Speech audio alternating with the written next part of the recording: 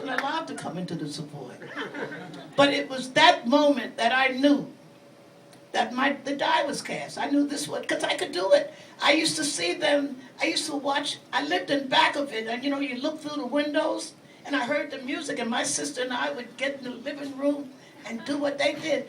But it was a dance you could follow. It was the young dance. It was music that we could recognize, and it was music that gave me the spirit.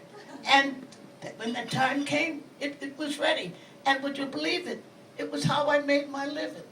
When I started dancing, I made a living dancing. I worked at dancing. But we were good dancers. But in those days, there wasn't a nightclub or a theater wouldn't dare have a show without some Lindy Hoppers in it. Shorty Snowden's trio was the first black trio to go with Paul Whiteman's orchestra. That because he had created this new dance. He was funny looking, and he had a partner that had a face like a horse. You see Big B, you know what I mean? God, Big B. Can you imagine turning her over and looking like something like that in the bed? But you see, everybody had something. Everybody was different.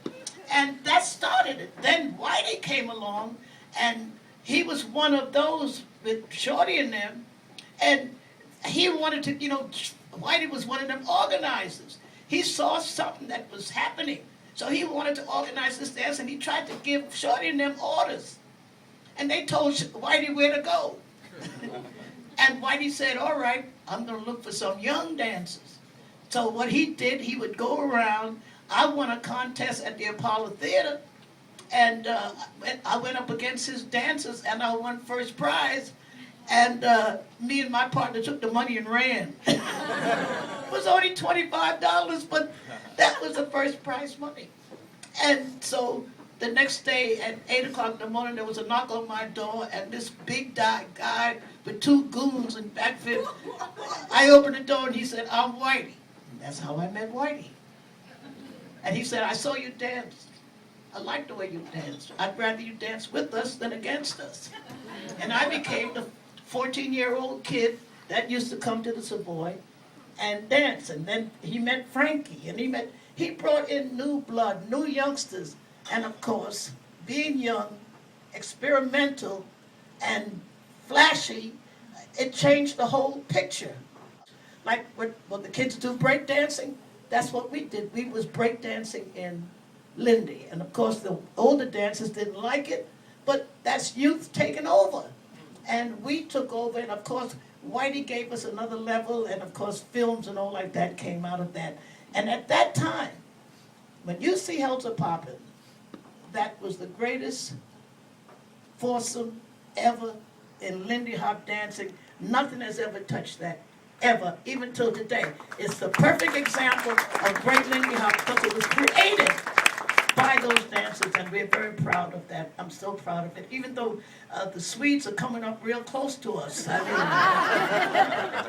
mean, at the memorial, they recreated the Helter Poppin' sequence. And I'm standing there. And I say, ain't this a they doing Helter Poppin' and they're white. But boy, did they do it.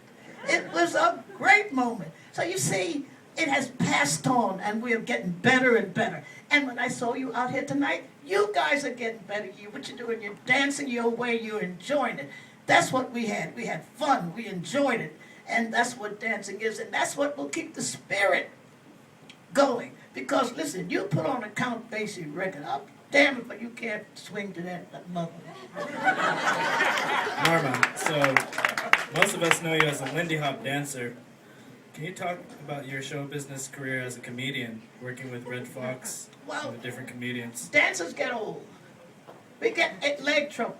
And I've been around comics and all like that, because I always was an opening act comic. So me and Red Fox, 55 years, he said, look, you're getting too old to dance, you better learn how to tell jokes.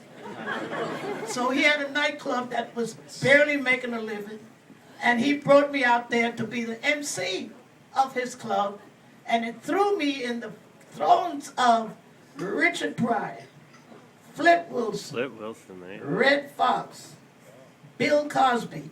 I was with these guys. Cheech and Chong was it. I was the MC of the show, and I used to be able to tell a few jokes, and I would bomb like hell. But I became the comedian.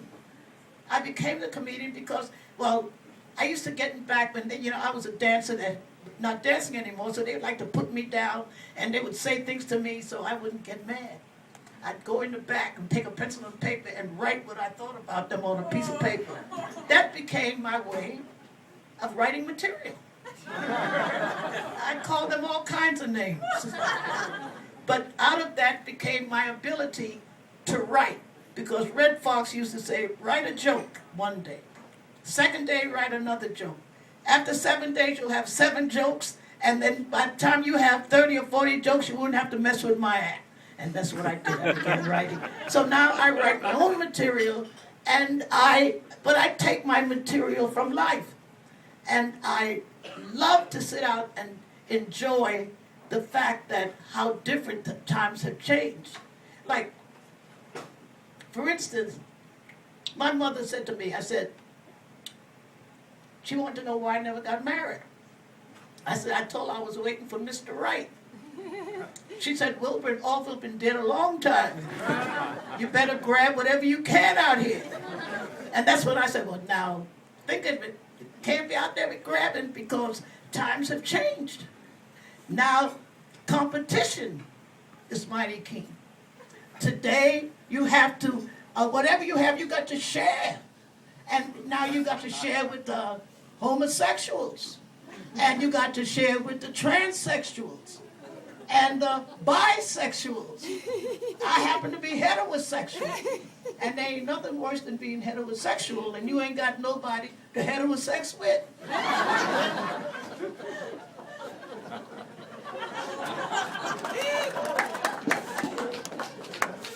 Out of that came the story of my life and the laugh. And being a spinster, you can only laugh. I tell you something I love men.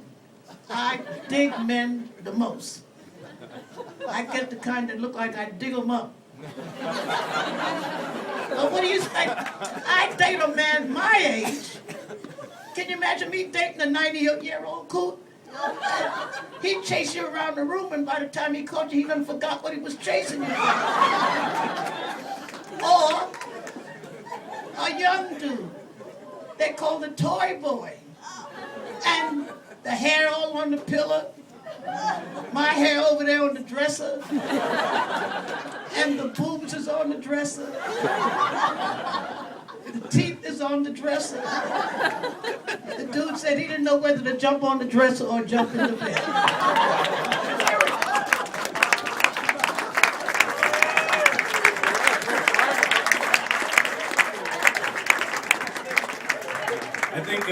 I think we need to talk more about your book, Swing Baby Swing. I opened up a can of worms, I think. Well, Swing Baby Swing is amazing.